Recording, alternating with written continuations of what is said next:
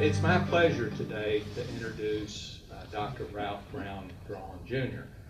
In case you don't know, this building is named for Ralph's father, who was president of Auburn from 1947 until 1963, correct? Yes. Dr. Draughon Sr. Was a graduate of Auburn. Dr. Draughon Jr. is a graduate of Auburn, as is his sister. His mother went to Huntington, although she attended summer school here. Ralph is also a graduate of the University of North Carolina at Chapel Hill, where he earned his Ph.D. in history and wrote his dissertation on a noted Alabamian of the pre-Civil War and Civil War era, William Lowndes Yancey, who once spoke in Auburn. Ralph is an archivist and a historian, and he's in the process of moving from New Orleans to Auburn. So if you don't know him, you will have the chance to get to know him better. Ralph Draughon. Thank you.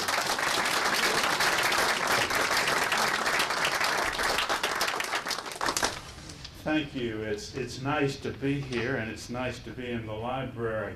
My father always used to say that he wanted to build a library of which the football team would be proud. And I think he succeeded. But we have a lot to talk about this afternoon, so let's begin. In the 150 years of its history, the college at Auburn has had 4 names. It began as the East Alabama Male College in 1856. It became the Agricultural and Mechanical College of Alabama in 1872. In 1899, the name changed to the Alabama Polytechnic Institute. And finally, in 1960, the Alabama legislature officially designated the college as Auburn, which is what everybody had called it all along. The name Auburn was appropriate not only because we Southerners have lazy speech patterns and the other 3 names were way too long. Much more importantly, the name reflects a connection between the town and the college that's not just sentimental. In the pre-Civil War era, the people of Auburn and the immediate vicinity actually raised the money to build and establish the college. It's true that the Alabama Methodist Conference eventually agreed to sponsor the institution, but all that meant was that the conference permitted the college to solicit funds in the congregations of Alabama. There's no direct appropriation from the conference. And since most of the money that the college raised came from the town of Auburn and the surrounding towns in vicinity, the townspeople of Auburn seem to have felt quite rightly that they had a vested interest in the institution, the little institution that was established in their midst. At the first meeting of the Board of Trustees, the minutes talked about the great church enterprise that they were undertaking. But it is important to remember that representatives of other denominations participated in the founding. For example, the Thomas Hill Watts, who was a leading Baptist layman in the state, was among the original trustees. And another original trustee was Edwin Reese, who was a pillar of the Presbyterian Church in Auburn. He built the antebellum Presbyterian Church that now serves as the college chapel, just across the way there. Although the whole community was involved in the effort to establish Auburn, I want to, because I have limited time, I just want to emphasize, to highlight the first 2 trustees that are listed in the college charter. I believe that they deserve their places, number one and number two, in the founding of the college, in the founding of the college. And the first man listed was the Reverend John Bowles Glenn, who was an elderly minister prominently connected with the Auburn Methodist Church, where he served for many years as superintendent of the Sunday school. He had been born in upcountry South Carolina in the late 18th century, and he was one of those remarkable early Americans who were self-educated. He had only 3 months of formal education. Perhaps because of that, according to a biographical sketch, he urged on everyone the importance of schoolhouses and churches. And he was very actively engaged in the movement to establish the Methodist Male College in Auburn. In this year in which we not only celebrate the sesquicentennial, but we also begin sesquicentennial fundraising, the Reverend Mr. Glenn has a very important place. He was the very first person to make a contribution to the endowment fund of the college. When the college was established, he served for the remainder of his life on the Board of Trustees, as chair of the Board of Trustees, and for almost a century, a member of the Glenn family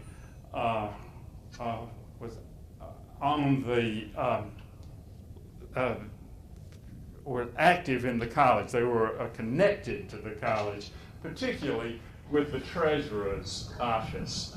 For a century after its founding, all the checks that were issued by the college bore the Glenn name. And incidentally, the Glenn desk is in the next room in here. I was just sitting by.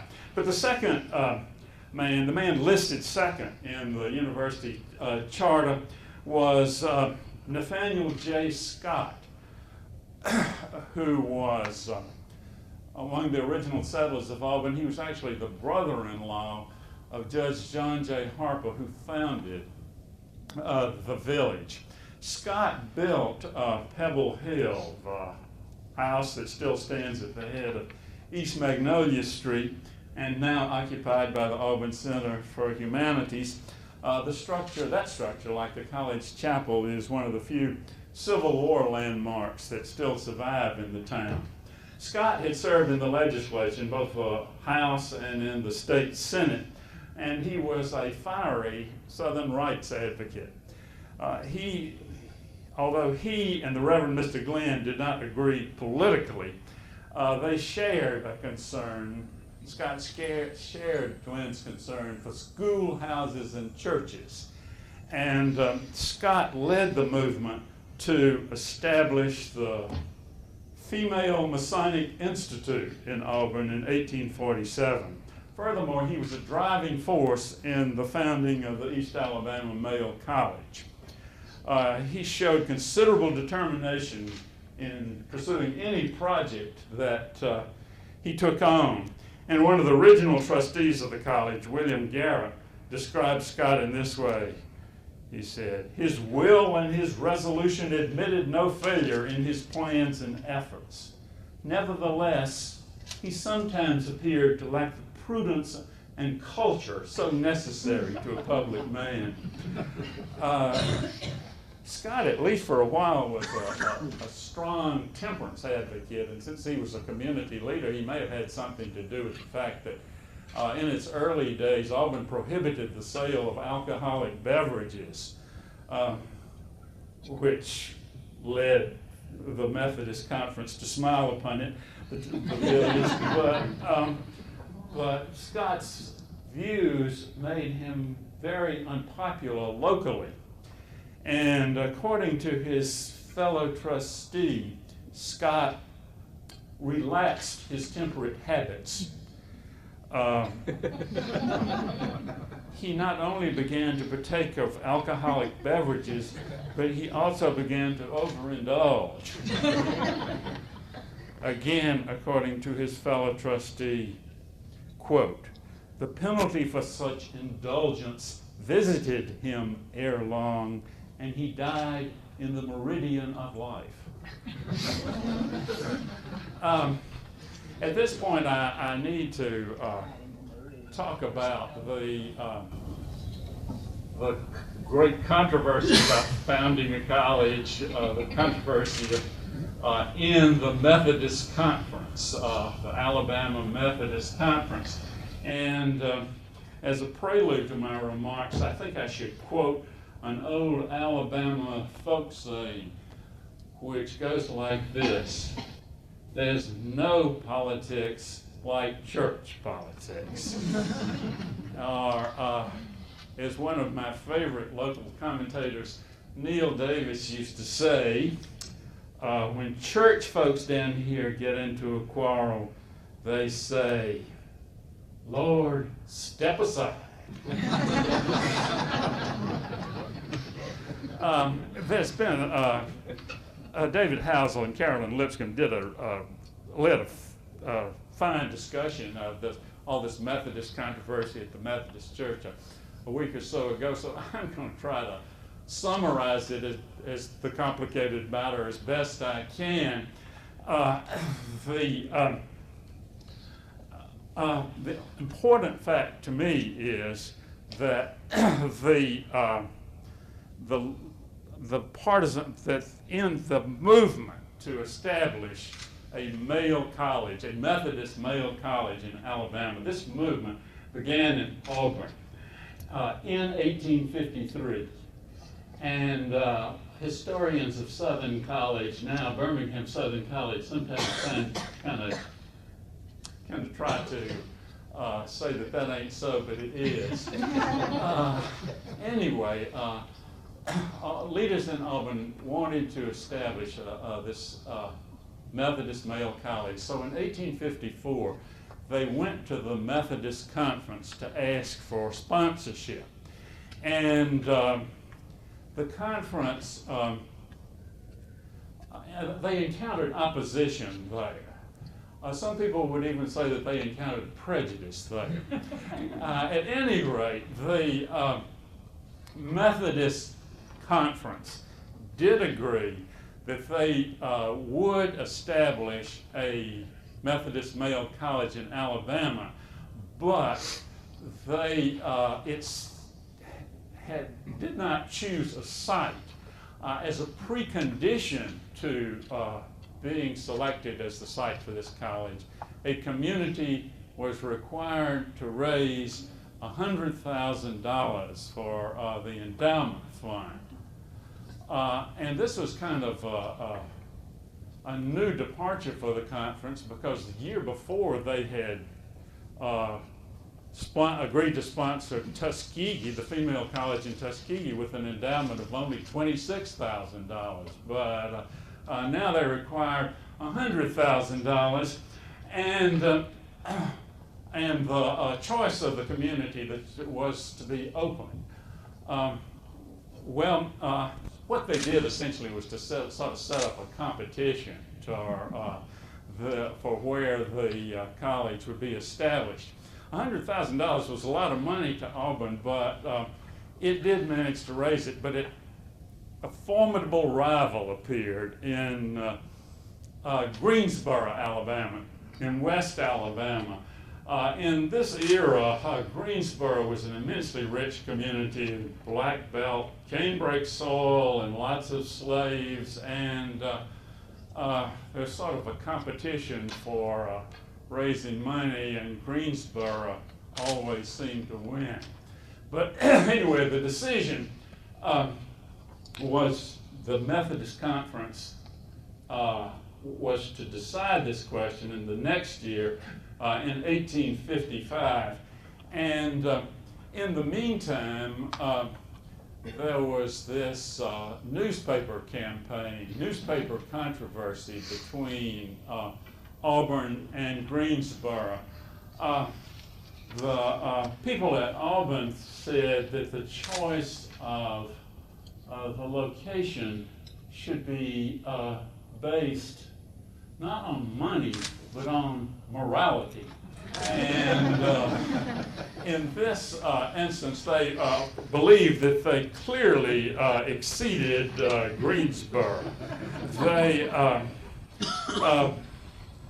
editor of the Auburn Gazette insisted that during his long residence in Auburn, he had never seen any drunkenness, no swearing, fist fights, no Sabbath breaking, and not even any loafing. In Greensboro, however, intemperance was prevalent. And furthermore, I'm not sure how he got this statistic, but he said, quote, there was one dram shop to every 266 persons. Auburn partisans raised other objections. They said that Greensboro was sickly and accessible only by bad roads, while Auburn was healthy and located on a railroad line. To these aspersions, the editor of the Greensboro Beacon indignantly replied that Greensboro was not sickly, and that location on a railroad line only meant that a town would be beleaguered by adventurers, loafers, pickpockets, and rowdies. As I say, the decision about where the college would be located was put off to the convention of 1855, which met in Utah, E-U-T-A-W. And there was a ferocious conflict developed. The historian of the Alabama Methodist Church, writing 50 years later, said that wounds still had not healed from this angry debate that occurred at Utah. And the man who most infuriated the people of Auburn was the Reverend Archelaus Mitchell, the Reverend, who was head of, anyway, he was a very prominent Methodist clergyman, and who I suspect wanted to be the head of the college that would be established at Greensboro. Anyway, he got up and he gave mortal offense to the people of East Alabama. He ridiculed their claims, he stigmatized them as paupers, and he denounced the idea of their building a college as preposterous. And in his most burning utterance, I guess you would say, he told the conference that he had traveled through East Alabama, and throwing up his hands, he declared, everywhere I went, poverty stared me in the face.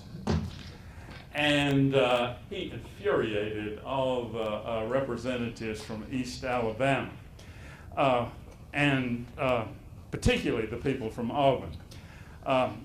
Furthermore, after 3 days of heated debate, the Alabama Conference, well, I'm leaving out something. I should say that Auburn by this time had raised $112,000.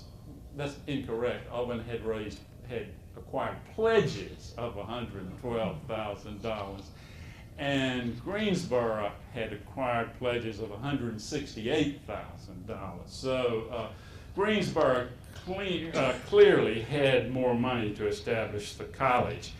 And as I say, after 3 days, the Alabama Conference agreed to sponsor the college at Greensboro, which was to be known as Southern University. And the conference rebuffed altogether Auburn's proposal for a college, even though Auburn had started the movement to establish such a Methodist college in Alabama. As I say, the representatives from Auburn were particularly unhappy with the proceedings of the conference. And Greensboro, the conference met in late 1855 and early in 1856.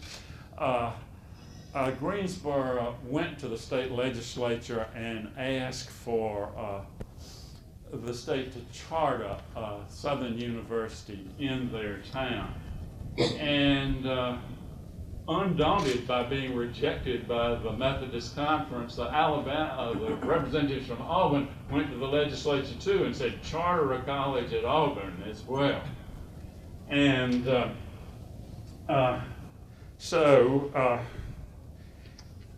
at this point, I'd like to quote from the university's sesquicentennial website, and particularly the section entitled Historical Facts About Auburn University, which says, quote, the legislative acts giving the institution a charter was passed on, the act giving the institution a charter was passed on February the 1st, 1856.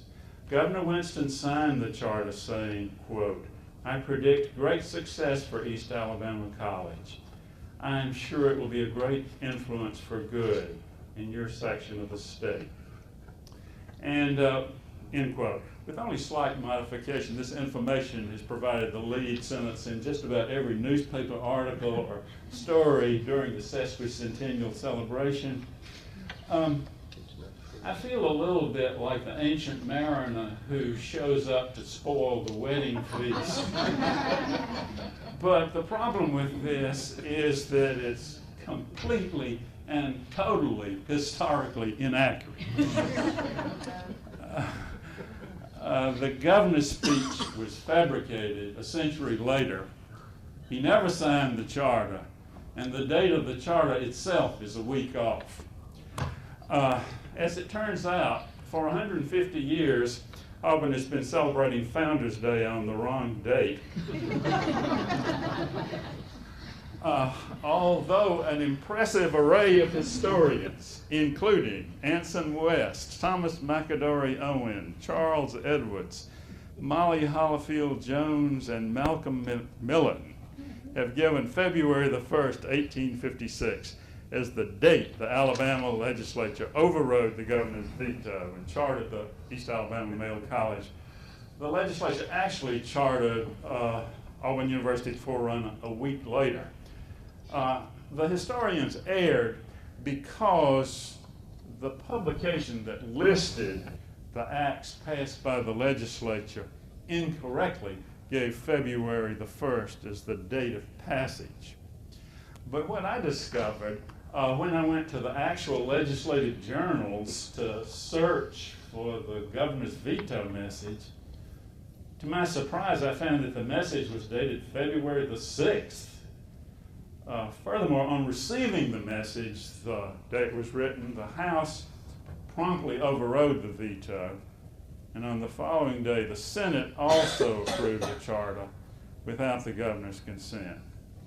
After the Senate vote, of course, the charter went into effect, and February the 7th became Auburn's actual Founders Day. Secondly, please note that the governor vetoed the charter. He did not sign it.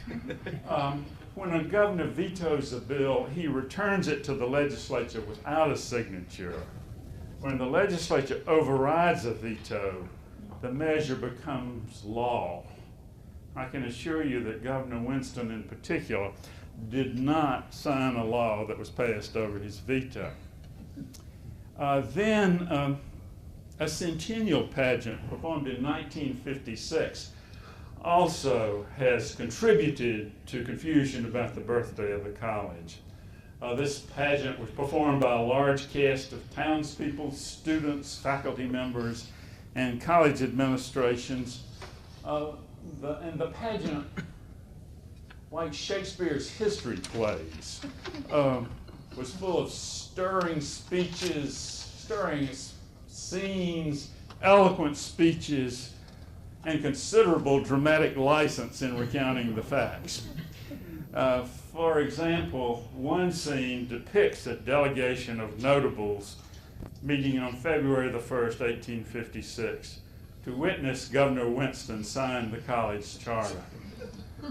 And just as Shakespeare has Archbishop Cranmer predict the Elizabethan age, the pageant's dramatist has Governor Winston declare, "I predict great success for East Alabama Male College. I'm sure it will be a great influence for good in your section of the state." Well, to repeat, the scene takes place on the wrong date. The governor never signed the charter, and his actual veto message was sardonic and unsupported. Furthermore, his supposed speech was quite out of character.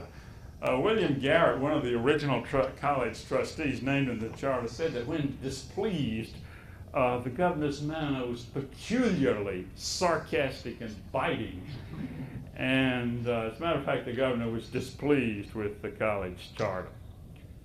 I suppose it's a little off the subject, but I did want to mention that one historian has suggested a possible explanation for the governor's forbidding demeanor and his irascible disposition.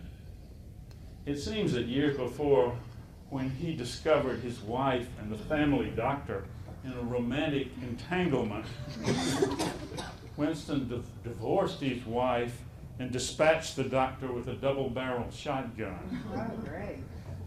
And although a jury decided that the murder of the physician was justifiable homicide, friends of Winston said that he was never quite the same after the incident. Of course, the doctor was never quite the same.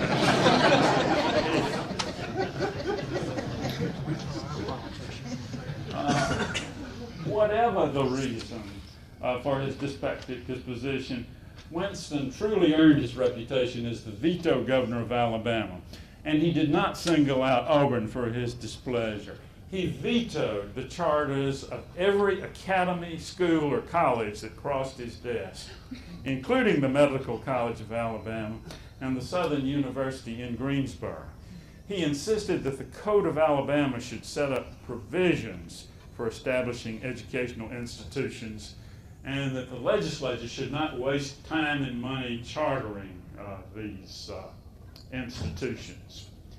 And in the case of Auburn, an additional item that provoked the governor's scorn was the charter's provision for no less than 49 trustees, rather than the 9 called for by the Code of Alabama. In regard to the proliferation of trustees, posterity may judge that the acerbic governor had a valid point. Well, I'm taking too much time on this charter business, but I do want to briefly contrast the charter of the school at Auburn and the Greensboro charter.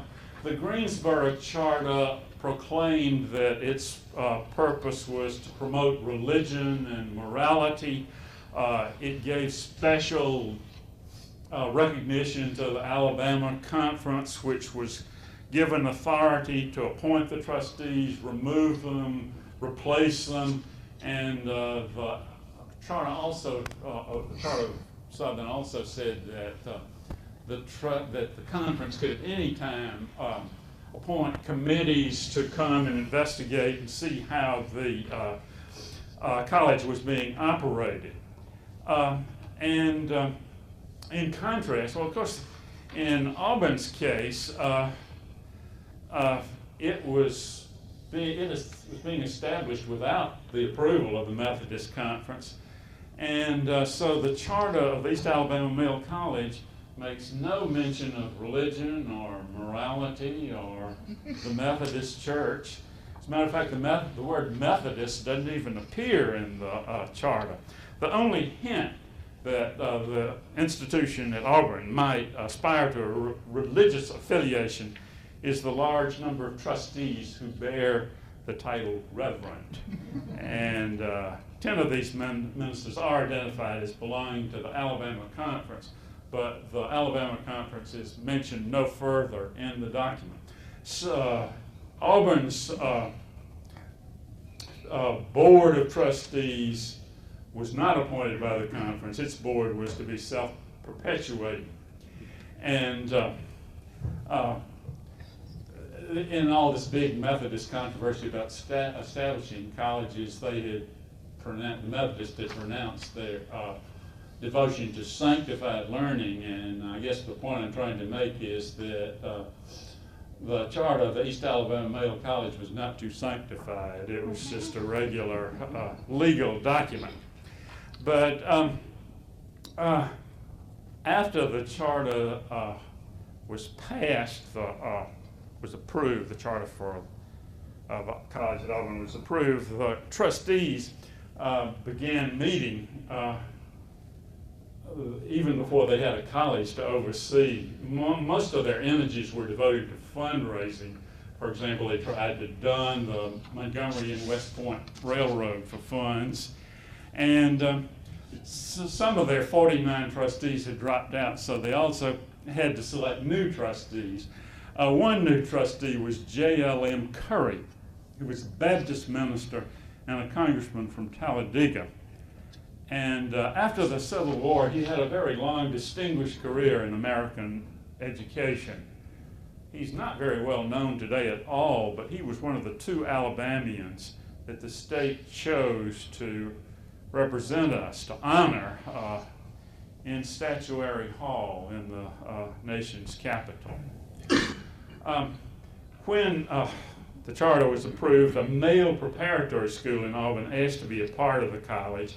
The trustees accepted the offer, and the offer also including a building that the trustees named the East Alabama Preparatory School. In the meantime, the trustees were planning their own main building, for which they optimistically voted to spend no more than $25,000. They contracted for 1 million bricks, and they hired as an architect Stephen Decatur Button, who had designed the handsome Greek Revival State Capitol building in in Montgomery. Button designed the Greek Revival Capitol building in Montgomery that was built in 1847 and burned to the ground in 1849. He had a long career. He was primarily associated with Philadelphia, and a lot of his important buildings are still up in that the Philadelphia vicinity. I guess the closest building that survives, I can think of, that survives in Alabama, is a so-called Line House in Columbus, which is a Greek Revival mansion that has stone lions guarding the porch. Anyway, the Masonic fraternity laid the cornerstone of the new building at the East Alabama Male College in May 1857. They beat Greensboro by a month in laying their cornerstone. They had an elaborate ceremony, lots of dignitaries. The principal orator was Bishop George F. Pierce, who had been imported from Georgia for the occasion. Inviting the Alabama bishop might have been a little awkward because he also served as chair of the Board of Trustees at Southern University. But as the main building as the main building began to rise in its Italian style, Auburn also chose the first president of the college. He was William Jeremiah Sasnett. He was the youngest, he was in his late 30s, the youngest president Auburn has ever had. He was also one of the best qualified presidents. He had published extensively, and according to Appleton's encyclopedia, he wrote and spoke constantly in favor of the higher education of women, which was still a controversial objective in his lifetime, and a noble goal we can honor him for today.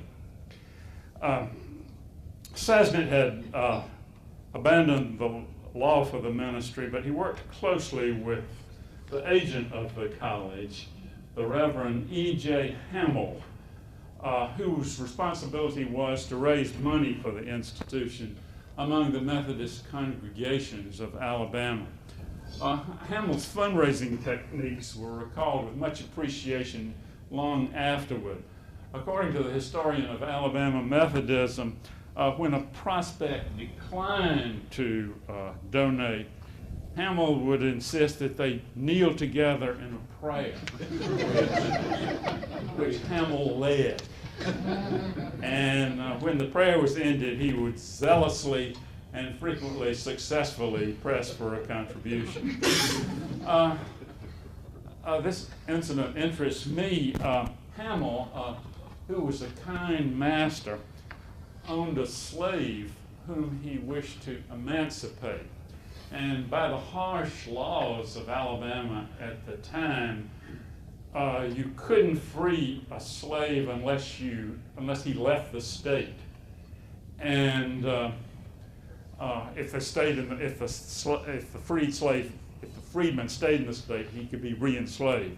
Anyway, when Dr. Sasnett was going to New York on business, Hamill sent his slave with Sasnett to New York so that the slave could be emancipated. But when they got to New York, the slave was very frightened by the new situation offered him in a strange new place, and he changed his mind. He begged to be brought back to Alabama to be Reverend Mr. Hamill's bondsman again, which was done. And needless to say, the slave's decision pleased the fire-eating newspaper, the Montgomery Advertiser, and the incident was reported briefly in the newspaper columns.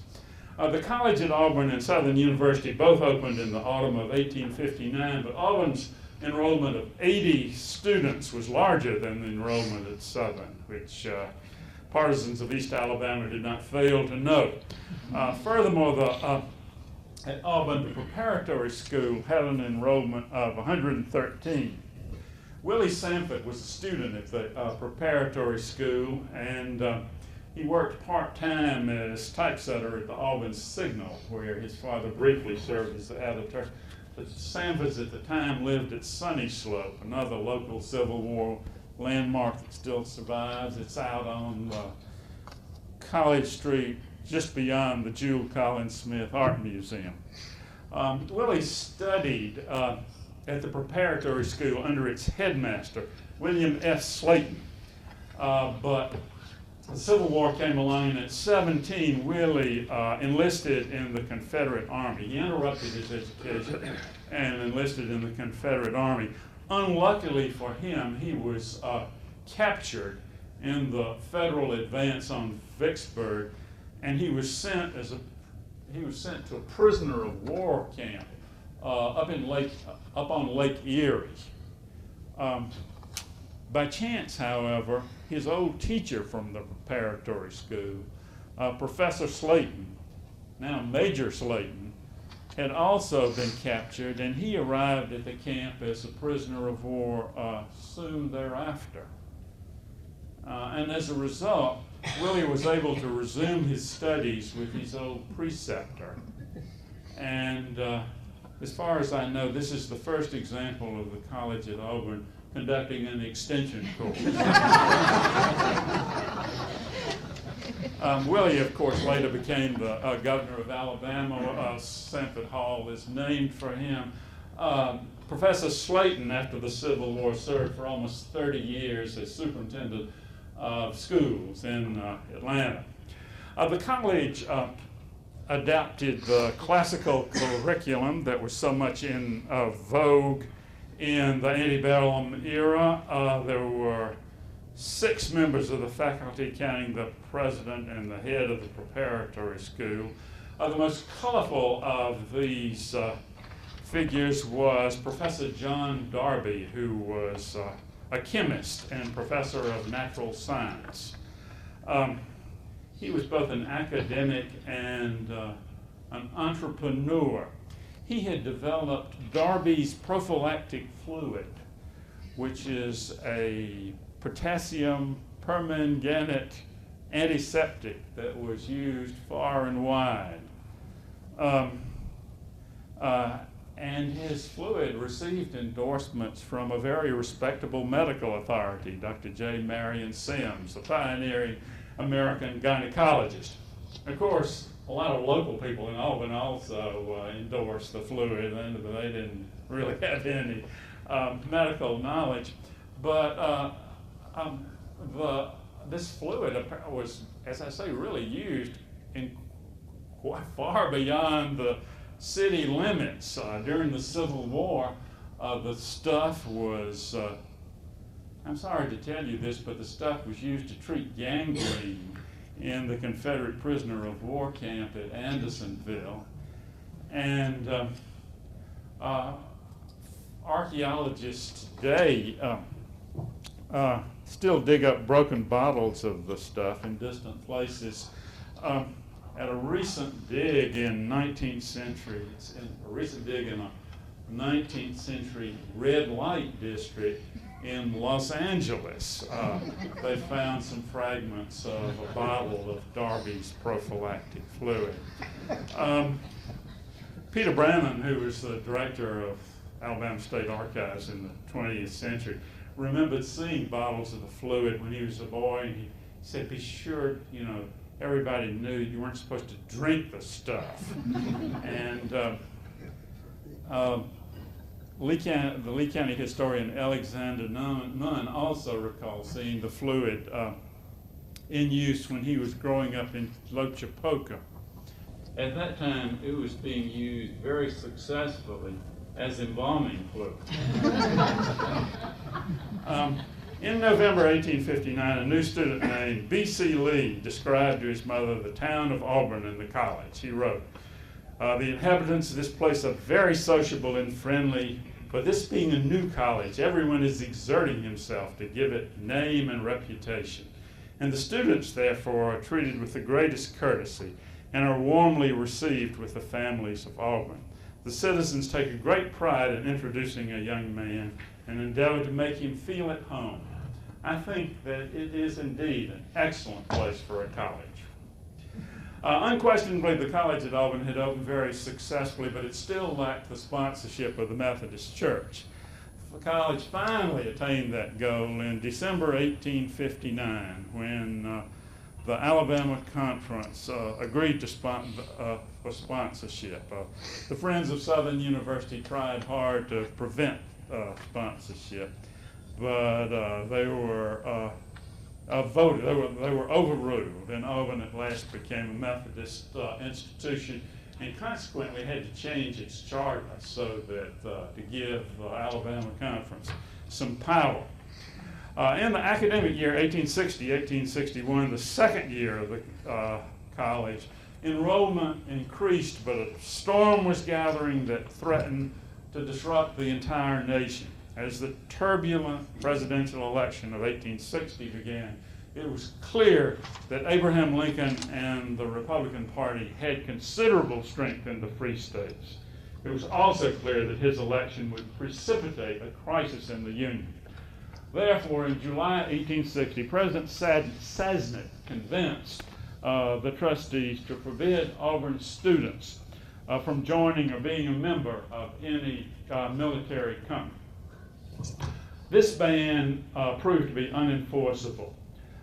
Immediately after Alabama seceded from the Union in January 1861, the governor called up the Auburn Guards, which was a group of local volunteers that included not only students but also faculty. William F. Slaton, the head of the preparatory school, served as first lieutenant of the outfit. The guards were sent with a force from Alabama down to besiege Fort Pickens, which they did unsuccessfully. But the guards were able to return to Auburn in February, just in time to welcome Jefferson Davis as the new president of the Confederacy made his way to Montgomery, to be inaugurated. As some of you, many of you probably know, the route that Davis took to the inauguration showed some of the logistical problems that the Confederacy would encounter in the Civil War. He received news that he'd been elected president when he was at his plantation on the river, Mississippi River near Vicksburg. To get to Montgomery, he went to Memphis. Then he took a train to Chattanooga, from there to Atlanta, from thence to West Point, and that's how he happened to come by Auburn, en route to Montgomery. He had a private car sent from Montgomery. He had an elaborate supper in Opelika, and in Auburn, according to a newspaper account, the beauty and chivalry gathered to greet the hero and statesman. And after Davis addressed a large crowd in the loftiest strains of eloquence, the crowd responded with vociferous huzzas. Meanwhile, the guards fired a salute when the president arrived and left. Well, in July 1861, very late, the trustees rescinded the ban on students in the military, but by then the student body, the faculty, and the townspeople were caught up in a fierce military conflict, which forced the college soon thereafter to suspend its operation. The institution had shown bright promise, but it had been open for only 2 years, from 1859 to 1861. When it closed, the main building was deserted for several years. The postmaster's son, who used to play in the abandoned building, he remembered the dust and the broken bottles from the old chemistry lab. Later, a schoolmarm for a while taught children in one room of the building. But before the college reopened, it would have to contend with severe privation, a natural disaster, 2 federal invasions, the collapse of the economy, and the emancipation of the slaves. Slavery in Auburn deserves a serious lecture that deals appropriately with the tribulations of the bondsman and the unhappy consequences of the institution for all concerned. But I offer here only 2 anecdotes that I like. The Methodists had faithfully carried out the injunction of John Wesley to promote education, but they had forgotten completely their founder's strong dislike for the institution of slavery. There were about 700 slaves in Auburn and vicinity, and according to the historian of local of slavery, the majority of the bondsmen were Methodists. Many of the white Methodists tried diligently to bring religious instruction to their enslaved servants, and the bondsmen were brought to 2 services every Sunday in the local church, which incidentally is encased in brick in the 1890s and still in use today as the Methodist chapel. Anyway, at the morning service, the slaves sat upstairs in the gallery, but in the afternoon, they were given their own service in the church basement, where they could sing and clap and shout long and loud. At the morning service, in the gallery, looking down on their white owners, they were much more subdued, except for one very elderly female slave of the Reese family. In the middle of the morning service, she would suddenly stand up in the gallery and shout, "Praise God! I's old Charlotte Reese," which would liven things up quite a bit for everybody. There was never a slave market in Auburn, but slave dealers from the Upper South would come through and offer bondsmen for sale. Nonetheless, after Gettysburg and Vicksburg, the price of slaves began to drop decidedly. In 1864, the last slave was sold in Auburn, and the trader accepted as a purchase price a 30-gallon barrel of castor oil. which I like to think of as the slave dealers' just desserts. 1864 was an annus terribilis in Auburn. The war was not going well, food was scarce, people were hungry, Confederate money wouldn't buy anything much, the blockade had tightened around the South, and women on the home front had to find substitutes for things they used to buy in stores, such as medicines and clothes. The postmaster's son, a growing boy, remembered that his legs had blue streaks on them from wearing trousers that his mother had made with homemade dye. Meanwhile, wounded and dying Confederate soldiers from the Battle of Atlanta were lodged in the main building of the college and in all the local churches. Then suddenly, without any warning, a violent tornado struck the town. Roofs were blown off, trees were knocked down, houses were demolished, and several people were killed. But a miracle also occurred. The wounded soldiers in the Baptist Church had no beds. They were lying in pews with high backs. As a result, when part of the roof fell in, the pews broke the roof's fall, and trees propped the roof up sort of like a tent so that the wounded soldiers underneath were left completely unharmed. And needless to say, the Baptists pointed out to the other denominations in the village this was an obvious sign of divine favor among the Baptist faith. The main building of the college suffered some roof damage that was never repaired until after the state took the college over in 1872. In 1864, the building had become the Texas Hospital, so named because the legislature of Texas subsidized medical facilities for its wounded soldiers. About 400 wounded men, including soldiers from other Confederate states, were housed there. And they had been sent by rail from Atlanta, which was overwhelmed by Confederate casualties. If you want to be trite, you remember that scene in Gone with the Wind where it's a famous example of cinematography. Millie is about to have her baby, and Scarlett goes down to the railroad station to get Dr. Meade, and he's patching up dead and dying soldiers, and he says, "Charlotte, I can't come." So Scarlett stamps her foot and says something like, "I never," or something. But anyway, then the camera moves slowly upward and gives this panoramic view of the entire station with wounded and dying soldiers everywhere. It's and the tattered Confederate flag. It's a very powerful scene, and many of those wounded soldiers were sent to Auburn, where at least 75 of them died, and they're buried a couple of blocks from here in a common grave in Pine Hill Cemetery. But as I say, going back to what's going on in 1864, General Sherman wanted to destroy the railroad that was reinforcing the Confederates in Atlanta.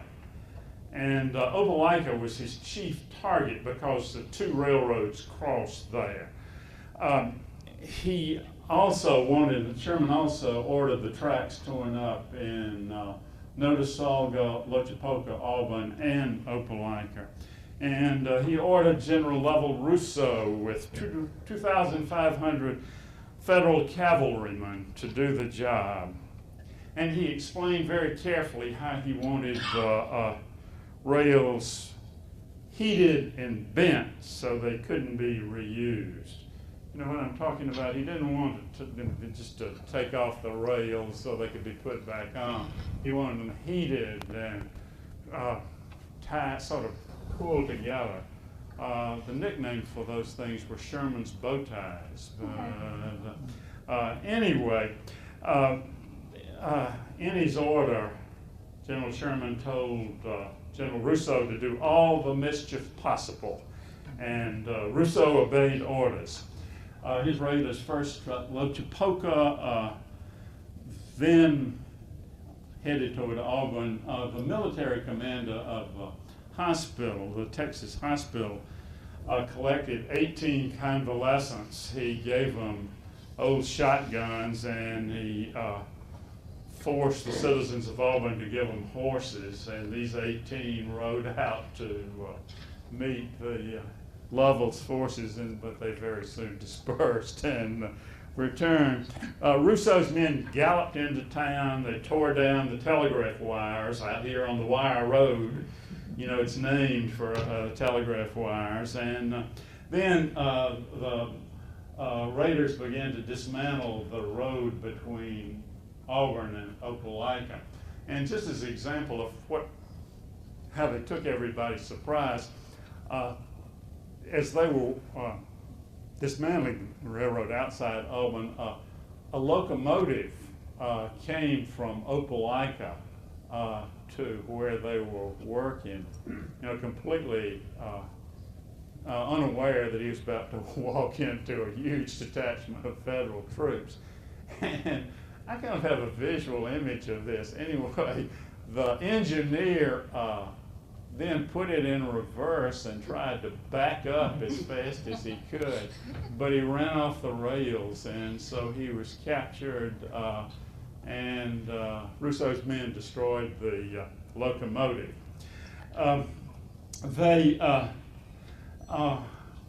Meanwhile, in town, the slaves rose up and started looting from the local stores and carried off everything that they could tote off. So this hit and run attack was a complete success. The raiders destroyed 30 miles of railroad track, trestle bridges. They destroyed the depots in Opelika, Auburn, Lochapoka, and Notasulga. And at every stop, they also destroyed supplies that were vital both to the Confederate home front and the Confederate Army. A second federal raid occurred in April 1865, just as the war was drawing to a close. General James H. Wilson's cavalrymen entered Auburn after destroying the arsenal in Selma and subjugating the state capital in Montgomery. A detachment of Wilson's men stopped out here at on the Wire Road at Armstrong Methodist Church.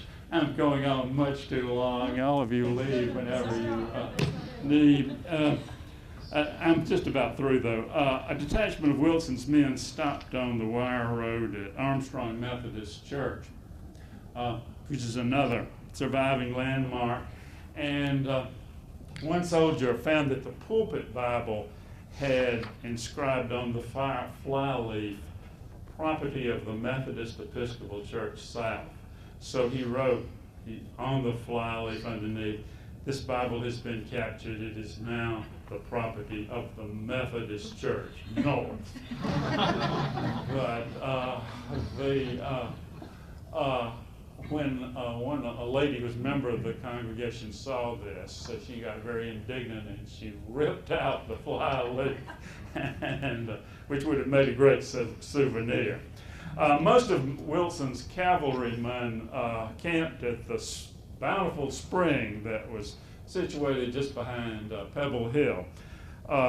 Nathaniel Scott no longer lived there. The place had been bought by the Pope family, who were refugees from Georgia, and suddenly found that they were entertaining, they were hosts to a federal army. There were a lot of daughters in the Pope family, and the two youngest girls remembered that they watched from 2 p.m. until way into night as the soldiers and their horses would go down to the spring behind Pebble Hill. The household tried to hide their valuables, but the soldiers cut up the carpets and to use for their horses.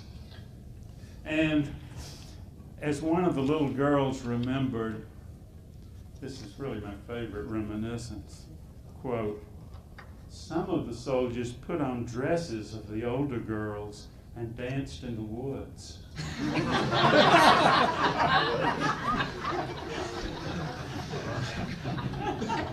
Gives you a certain different outlook. Anyway, by the time the Wilson's Raiders passed through Auburn, the war had come to an end. The trustees soon began to search about for finances to, among other things, to repair the roof, to reopen the East Alabama Male College. Fortunately, they had invested only $4,500 in Confederate securities, which were now worthless. But their donors, who had made pledges, the pledges now seemed uncollectible. One bright spot, however, that loomed on the horizon.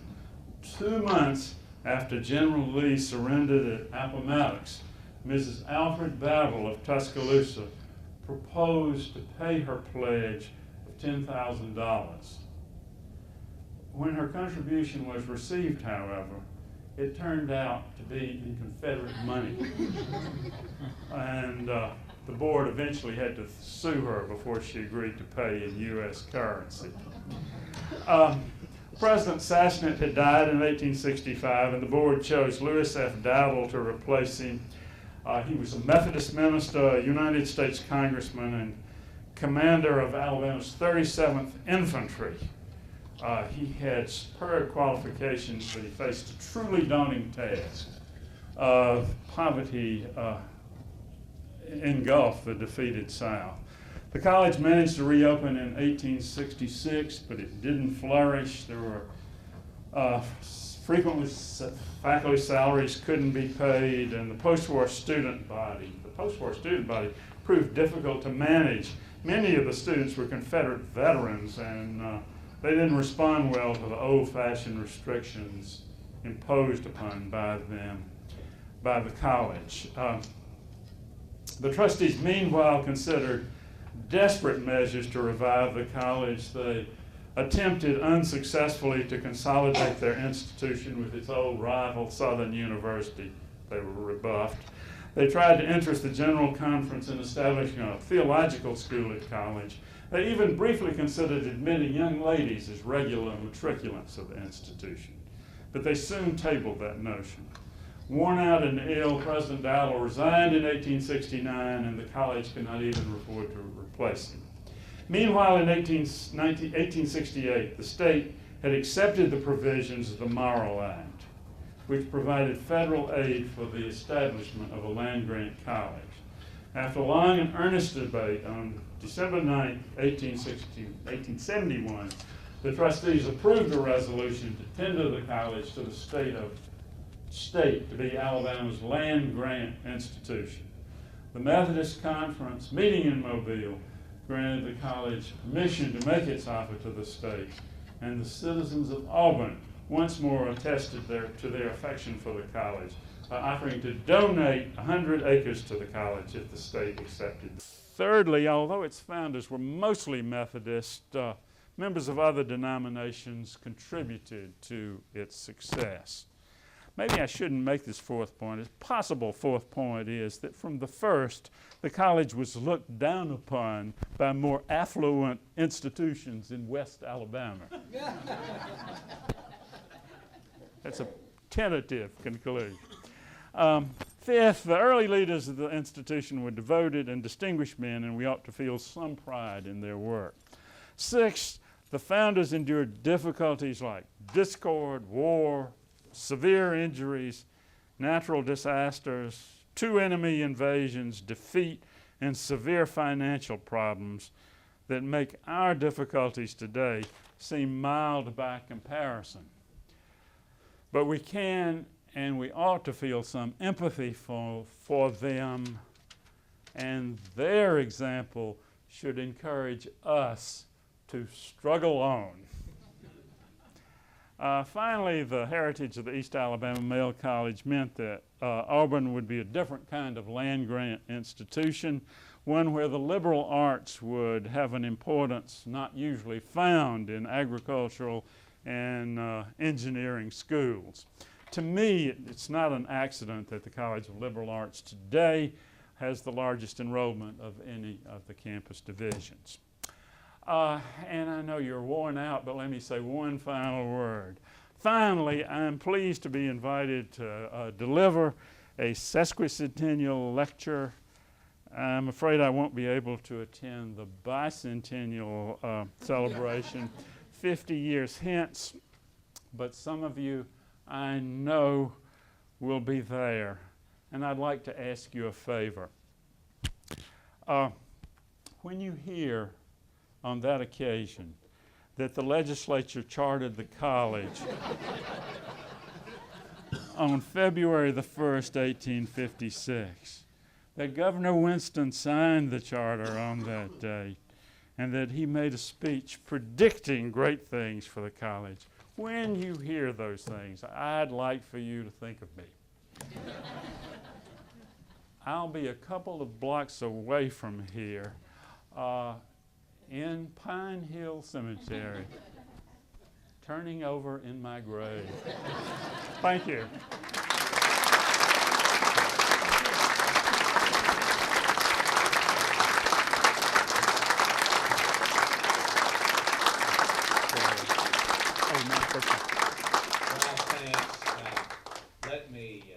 Let me show you in the audience this beautiful picture frame emblazoned with the sesquicentennial logo, and the picture that was taken of you earlier will be sent to you in this frame. And one more person I'd like to recognize, Teresa Whitman McCall is back in the back. Teresa is the co-chair, is that right, of the Sesquicentennial Committee. And one last statement, if you'll let me get your paper and copy it, we will get the date right.